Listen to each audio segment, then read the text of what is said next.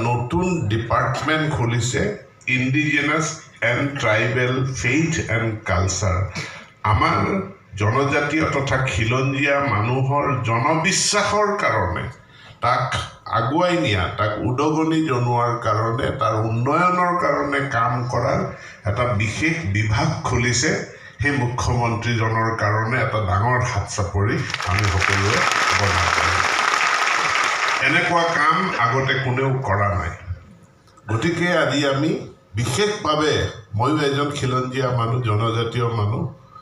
যোগেন মোহন ডাঙৰীয়াও এজন খিলঞ্জীয়া মানুহ আমি সকলোৱে আমি ইয়াৰ পৰা এই মঞ্চৰ পৰা অসমৰ মাননীয় মুখ্যমন্ত্ৰীক ধন্যবাদ জনাইছোঁ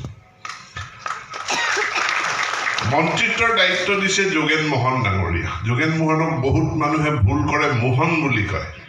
কিন্তু মোহন নহয় টাই আহোমসকলৰ যিটো পৰম্পৰাগত বিশ্বাস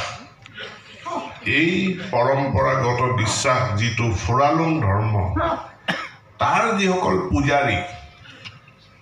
সেই যিসকল পুৰোহিত শ্ৰেণীৰ মানুহ তেওঁলোকৰ তিনিটা খেল আছে সেই খেল তিনিটা হ'ল মোহন দেউধাই আৰু বাইলুং নামঘৰত কিয় পইচা দিব নোৱাৰি সেই নামঘৰৰ উন্নয়ন নোহোৱাকৈ মোৰ গাঁৱৰ উন্নয়ন কেনেকৈ হ'ব সাহসেৰে এখন চৰকাৰে কৈছে যে নহয় আমি মানে কলা কৃষ্টি বিকাশ সমিতিৰ নাম লৈ পেলাই আমি নামঘৰক পইচা নিদিওঁ আমি নামঘৰক নামঘৰ বুলি লিখিয়েই পইচা দিম আমাৰ কেবিনেট সিদ্ধান্ত হৈছে আৰু অসম দৰ্শন আঁচনিৰ অধীনত আমি সকলো নামঘৰলৈ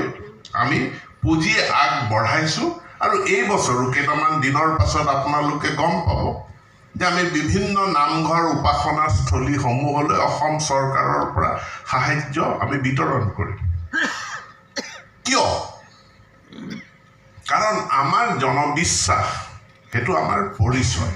এইটো আমাৰ আইডেণ্টিটি মই ক'ৰ পৰা আহিলোঁ মই কেনেকৈ পৃথিৱীলৈ আহিলোঁ মোৰ মা দেউতাৰ জৰিয়তে মোৰ মা দেউতা ক'ৰ পৰা আহিল এইটো যদি বিচাৰি গৈ থাকে আমাৰ হাজাৰ বছৰ জোৰা এটা ইতিহাস আছে আমাৰ প্ৰত্যেকটো পৰিয়ালৰ